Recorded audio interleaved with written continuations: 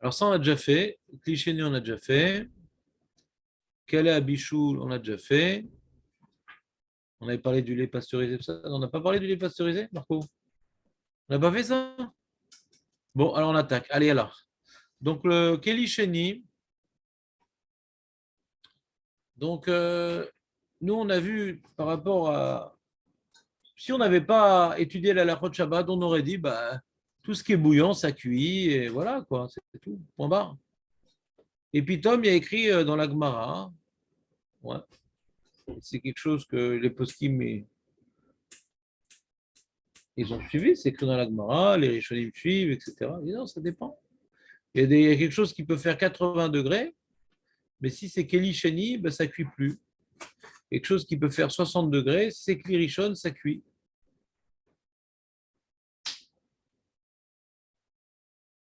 Alors, différentes explications ont été données, et l'une d'entre elles, c'est que quelque chose qui est passé dans un Kli Sheni, alors même s'il est maintenant chaud, mais il est en perte de chaleur. Et comme il est en perte de chaleur, Marco, alors il est occupé à essayer de ne pas se refroidir. Il ne peut pas s'occuper de deux choses en même temps, de cuire ce qui va être en contact avec lui. Il n'a pas la force de. Il est en train de survivre à lui-même. Un clirichon, ouais, il est dans une dynamique de chaleur. Alors lui, il cuit. Alors ça peut être 60 degrés, il va cuire un truc. Et Kilichnik 80 degrés, même si 80 degrés, il ne va pas cuire. Pourquoi? Parce que il est dans une pente décroissante et il n'est pas dans une dynamique d'agression vers l'extérieur. Il est en retranchement. Tu comprends un peu l'idée, Léon? Voilà. Donc maintenant, donc on est content avec le cliché, moyennement, parce qu'on a ce qu'on appelle calé à bichoul. Il y a des aliments qui, parce que c'est chaud quand même. Par exemple, tu vois, cette semaine, c'était jeudi, j'avais un verre au Beth Midrash, là-bas, l'après-midi où j'étudie, et j'ai versé dans un verre de l'eau bouillante pour le nettoyer. Parce que j'avais oublié la veille, je ne sais pas qui l'avait utilisé avec le Corona, j'ai voulu le bouillanter comme ça. Et donc, dans le verre dans lequel j'ai mis de l'eau bouillante, donc l'eau que j'ai mis dedans, il était Kelly Cheney, du coup. Et tu sais, il y a des grosses machines dans les Beth Knesset. C'est de l'eau vraiment très très chaude. Ouais. Je pense que c'est une centrale nucléaire qui la chauffe. C'est de l'eau vraiment très chaude. Et j'ai mis dans le verre et donc c'est Clichénie. Et j'ai fait un mauvais mouvement. L'eau qui était dans le verre est tombée sur ma main. J'ai eu une vraie brûlure. C'est rouge encore. Ouais, c'est rouge encore. C'est un peu rouge. Ouais. J'ai mis de la crème, j'ai eu des trucs et tout. Une vraie brûlure, quoi. Donc, j'ai appris de là que je m'appelle Kalabichou. Il y avait une liste dans l'alaha de Kalabichou. Il n'y avait pas marqué Mouchama. Ouais. Donc, normalement, si j'étais pas Kalabichou, ça aurait pas dû me cuire. Et c'est Bichel qui déclipe pas, je pense. Ouais. Donc, comme c'est un chidouche, quand même, Kelly Shani, c'est un chidouche. C'est-à-dire qu'il est dans une chute de lui-même, et que dans la Gemara, on nous parle de choses qui cuisent quand même dans Kala Abishou, des choses qui sont Kala Abishou, des choses faciles à cuire, qui sont cuites, donc de Raïta, par le Klisheni. Donc après, la question est de savoir, est-ce qu'il n'est pas dans la liste? Il y a des choses qui sont dans la liste, que c'est clair que ça ne claire pas, ça ne cuit pas par Klisheni. Il y a des choses qui sont dans la liste, c'est clair, ça cuit par Klisheni. Et au milieu, on ne sait pas. Et le reste? Ce qui n'a pas été écrit, c'est parce que ça cuit ou parce que ça ne cuit pas? Donc il y a des marloquets poskim. Ça oui, ça non, ça oui, ça non, ça oui, ça non. Par exemple, le sel, la viande, l'eau, ça c'est écrit, l'huile, c'est écrit que ça ne cuit pas dans Klisheni. Ça c'est écrit. Hein? Le sel pas cuit, parce que sinon c'est vraiment pas intéressant comme cas. Un sel pas cuit, c'est un minéral qui n'est pas forcément cuit, le sel.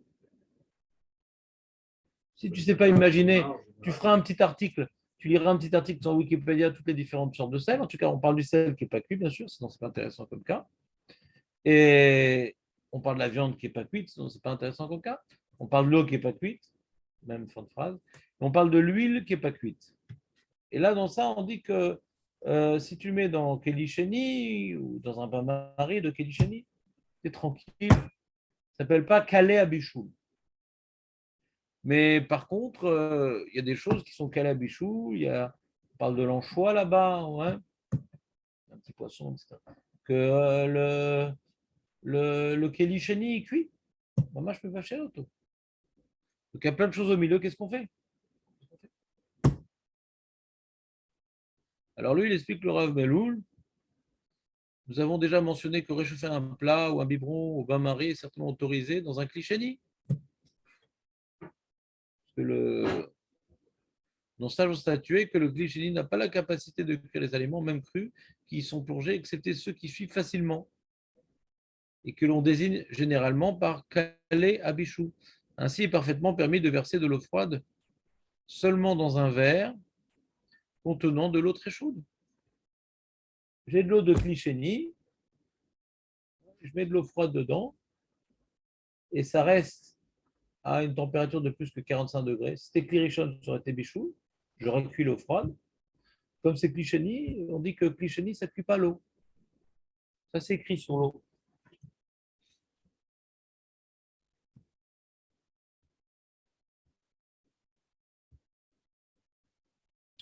Alors maintenant, il parle des calais à bichou.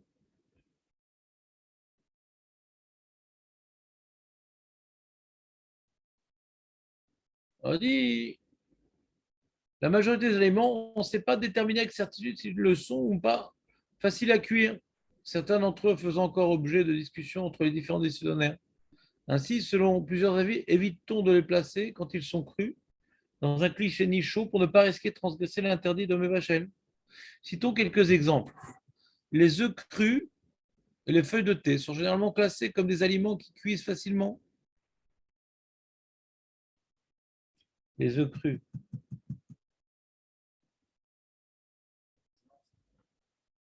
Ton problème, ça n'est pas plus simple comme cas.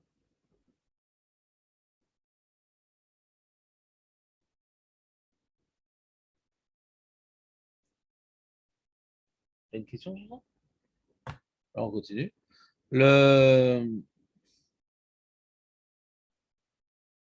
Au contraire, l'eau et l'huile, ainsi que certaines épices, quand elles ne sont pas moulues, ne sont certainement pas faciles à cuire. Pas moulues.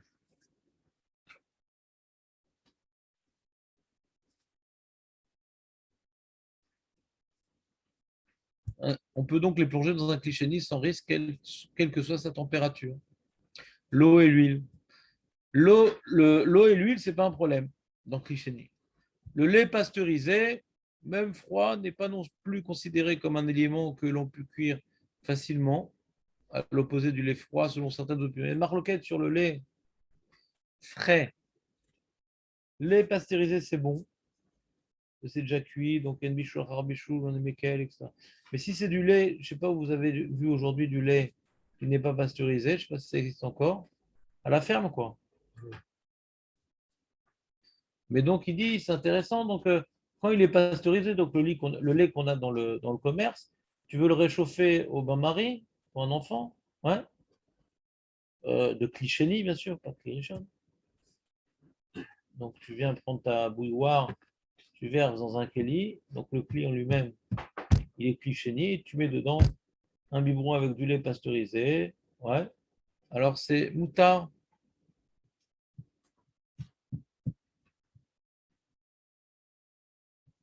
c'est bon ou pas, Léon?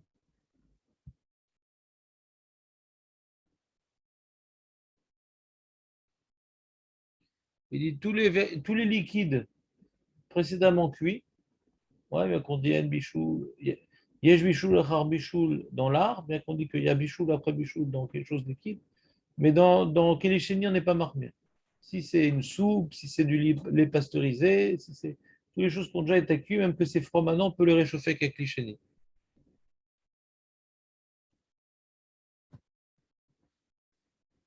Ah. Alors là, il rapporte la marloquette. Il y a une marloquette, par exemple. Est-ce que je peux mettre dans un clichéni une tranche de citron cru, du miel, des feuilles de menthe crues? Est-ce que le clichéni peut cuire ce genre de choses? Il y en a qui disent que oui, il y en a qui disent que non. Et il fait remarquer que la plupart des Sfarades ont l'habitude de tolérer. Il y a un minax Sfarad, il y a un minax Sfarad, Marco, toi qui ne renie pas tes origines, il y a un minax Sfarad de si tu fais un thé, ouais, euh, un thé, donc le sachet de thé, il a déjà été cuit avant Shabbat, tu as déjà fait ton tamtsi de thé, ton extrait de thé, la question n'est pas sur l'extrait, ouais, et donc cet extrait qui est liquide, tu vas le mettre dans ton clichéni, ouais, ça tu peux, c'est du liquide, l'extrait de thé, tu peux le verser dans ton clichéni, ouais, impeccable. Maintenant, tu as aussi envie de mettre un citron sans forcément le presser, ouais. Donc, c'est un problème de presser un citron dans du liquide, sans forcément une roquette, mais les khatrila, on a vu, Rabbeinu les a dit, des poskim disent, on ne presse pas du citron dans un liquide. Alors, tu vas accrocher tu vas mettre un citron dans ton thé. Il y a des gens qui aiment bien faire ça. Si il a bien épluché la peau, parce que des fois, il y a des pesticides dans la peau de citron, c'est pas terrible des fois de mettre une tranche de citron aujourd'hui. Un truc de thé, toi tu mets quand même? Ah ben c'est bien parce que c'est comme ça peut tuer tous les moustiques. Ton haleine de pesticides. Ouais, ouais, si tu veux. En tout cas, les d'Abriut, ils interdisent. Tu comprends Marco? La question n'est pas de savoir les pesticides, la question est de savoir est-ce que vraiment je peux mettre ma tranche de citron dans. Est-ce que cliché, est-ce que c'est quel habichou la tranche de citron? Est-ce que les feuilles de menthe de thé que j'ai achetées, bien entendu, gouche-catif, parce que dans les feuilles de thé, il y a beaucoup de petites bêtes, c'est comme ça, c'est la vie. Donc en général, quand on veut faire un thé à la menthe, ou bien on utilise un filtre, ouais, ou bien on achète les feuilles gouche-catif, ils vendent de la menthe gouche-catif, on va rincer avec de l'eau savonneuse comme la salade, ouais. Et donc ces feuilles de menthe qui n'ont pas de problème de tolaïm, je veux les mettre dans le thé. Ouais. Qui est à Clichény, bien sûr. Clirichon, il n'y a pas de question. Clirichon, il n'y a pas de question. Clichény. Alors sur ça, on dit c'est une marloquette. Il y a un minax farad de tolérer. Donc un thé au citron, un thé à la menthe. Comment? Au miel. Le thé, bien entendu, n'est pas inclus dans la permission de la chose, puisque le thé, il est considéré par la majorité des possibles comme étant calé à bichoul. Donc le thé, il faudrait le préparer avant Shabbat pour faire l'extrait. Demande à David comment on fait l'extrait de thé. David, réponds à ton camarade. Voilà. Alors comment on pourrait le mettre le Shabbat même, David, toi qui es devenu maintenant spécialiste?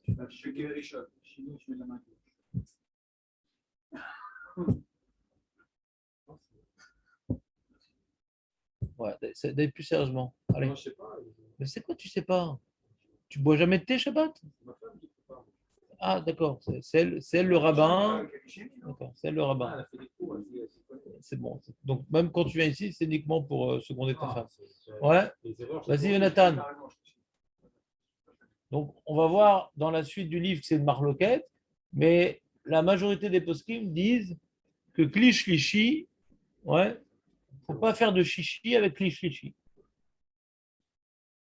Klish lishi, beaucoup de poskim permettent, ouais, le chazonish non, mais beaucoup de poskim permettent, et donc dans klish lishi, on n'est pas marmire, même quand c'est quelque chose qui est considéré qu'elle est abichoul. Donc, on peut, ouais. J'ai changé pour le café turc. En général, quand tu viens maintenant récupérer de l'eau et la transformer en klish shlishi, ouais, alors tu n'as plus besoin d'être un Tamid Racham. Quand tu es dans Klisheni, qu'est-ce que Kalabichou, comment on avait dit, on va voir que le Rav Benou, il dit, je te conseille de faire à chaque fois un Klish-Klishi, tu sors de tous les problèmes, d'après l'écrasante majorité des poskim. Il y a certains poskim qui restent encore marmir dans Klish-Klishi, mais c'est Efchar Leakel, la Nudati, les Khatrila dans Kli-Shelishi.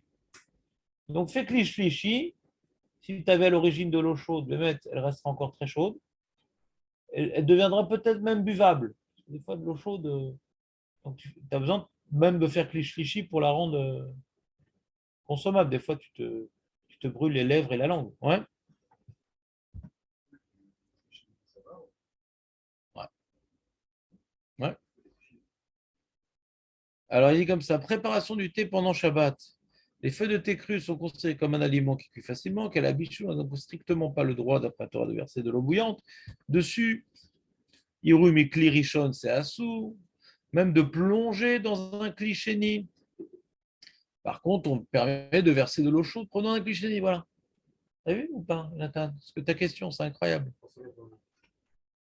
Irum et Kli c'est permis sur le thé.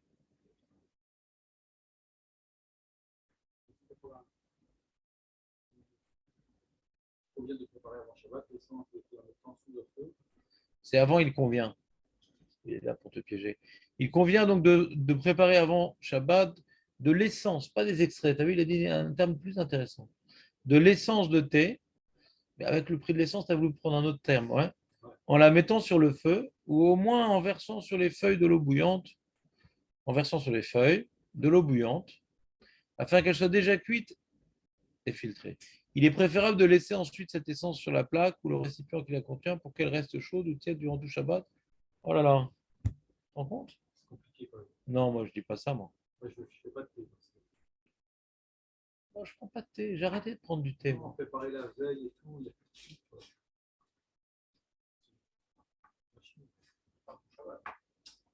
Toi, t'aimais bien prendre du thé avant? Non, quand il y en avait, j'en prenais, mais bon, c'est avec ce que je dis là, Pourquoi? Parce qu'il faut goûter tout ce qu'il y a à la maison? c'est la veille, le machin, préparer. C'est compliqué, hein. Oh, c'est dur. L'essence de thé froide, puis avant Shabbat, on a plein d'eau chaude. Il ne faut pas faire l'inverse. Oh là là, quel cauchemar. Il est permis durant Shabbat de verser de l'eau chaude provenant d'un clairichon dans une essence de thé tiède et déjà cuite. Ouais. Alors là, il s'est trompé. Ouais, il s'est trompé. Il s'est trompé. Si, il s'est trompé. Ouais, il s'est trompé. Je l'appelle là, franchement, je l'appelle. Ouais, il s'est trompé. Dans la note, tu vois qu'il ne dit pas ça. Il s'est trompé. Il voulait dire Clichéni. Il a marqué Clirichon. Il s'est trompé. Je trouve qu'il s'est trompé. Dans la note, on voit qu'il est interdit. On est en train de dire, ouais, on est en train de dire qu'il faut Iru mi Clichéni. Ouais. Il n'y a pas de. C'est pas cuit. C'est déjà cuit. Ouais, mais c'est l'art. L'art. L'art. C'est l'inverse de Yavesh. Il y a Yavesh et il y a l'art. Yesh Bishul, Rab Bishul Belar.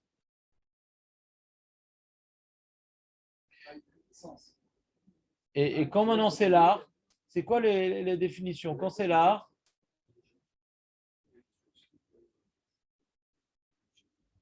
c'est là où vous voyez qu'il faut changer. Il est permis en Shabbat de verser l'eau chaude et rouille provenant d'un kéli chéni, dans une essence de thé. on va voir ensemble.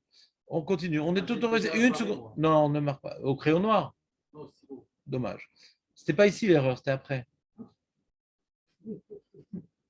On est autorisé à verser une essence de thé froide dans un verre plein d'eau chaude, Clichéni. Tu peux mettre de l'essence de thé froide dans un Clichéni. Ouais. On a dit les liquides déjà cuits, on peut les mettre dans Clichéni. Ouais. Il ne faut pas faire l'inverse en versant de l'eau très chaude, versant d'un clirichon sur cet extrait refroidi. Ouais. Donc on a l'impression qu'il veut dire que quand c'est refroidi, on n'a pas le droit, mais quand c'est tiède, c'est permis. Et ça, c'est Ashkenaz. Pour les Sfaradim, tiède, ça n'existe pas. On ne connaît pas tiède. Ça n'existe pas tiède. Quand tu dis maintenant Yesh Bichou, Lachar Bichou, Belach, quand est-ce que tu n'as pas Bichou, Lachar Bichou? Quand c'est encore très chaud. Et quand c'est tiède ou froid, pour nous, c'est pareil. Alors, dans la note 92, ouais.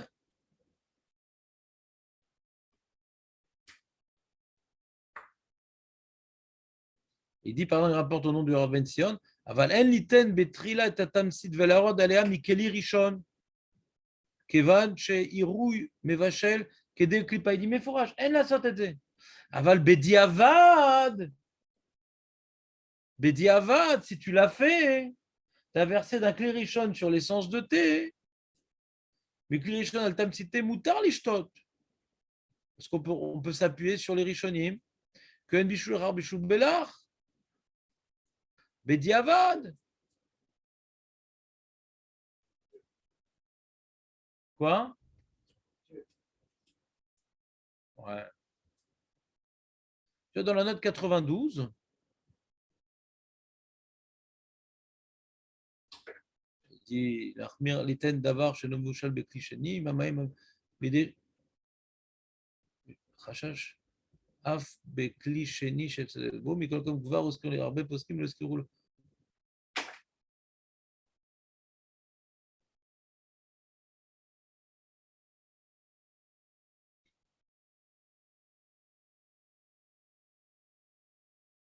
Il rapporte que il rapporte dans la note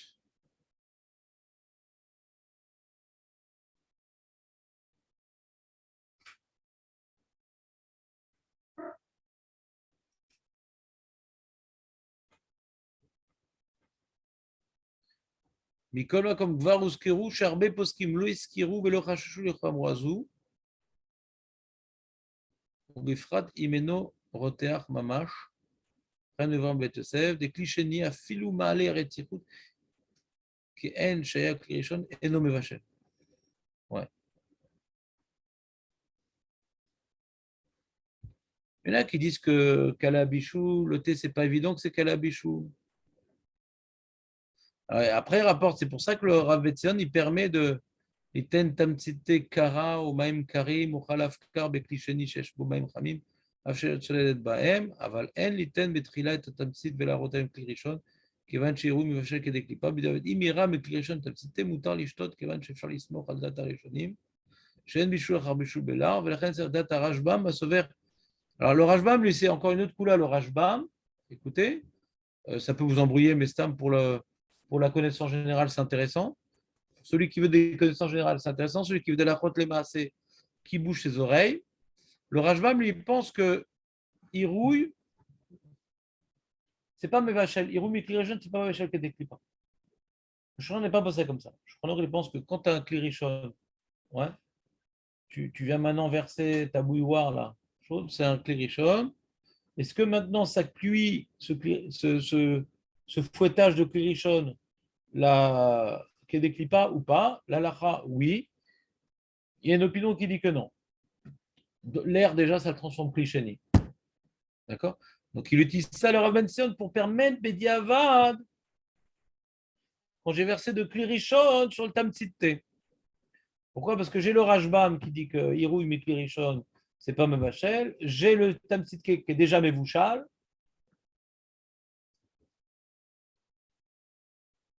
C'est intéressant, mais c'est. Et on finit le troisième point de son développement. Les décisionnaires en général autorisent de placer les feuilles de thé crues dans un troisième ustensile d'eau chaude. Mais certains, razonish. Donc, à part le razonish, le klish lishi et non mevachel. D'accord? Et dans ça, je vous recommande de ne pas suivre le razonish. Parce que il y a le Rav Osner, il y a le Rav Moshe Feinstein, il y a le Rav. J'ai fait une fois une vérification dans les poskim. Mamash, pratiquement tous les poskim, à part le razonish, klish lishi, en l'armée. Donc, je ne cherche pas à faire des khumrot, parce que la majorité des poskim permettent en l'armée. l'achmir. Donc, vous pouvez tranquillement faire ce que vous voulez avec un kli-shlishi. C'est quoi un kli-shlishi? J'ai une bouilloire, je verse dans un verre. Le verre, il est devenu kli-sheni. Et de ce verre, je verse dans un autre verre. Là-bas, je peux faire. Et on a dit même, irouille mi kli-sheni, on peut mettre sur le thé. Même ce verre qui a réceptionné l'eau bouillante, il est kli-sheni. Même versé sur le thé, ça s'appelle un irouille mi kli-sheni. On vient de voir que c'est permis. Ouais, c'est bon?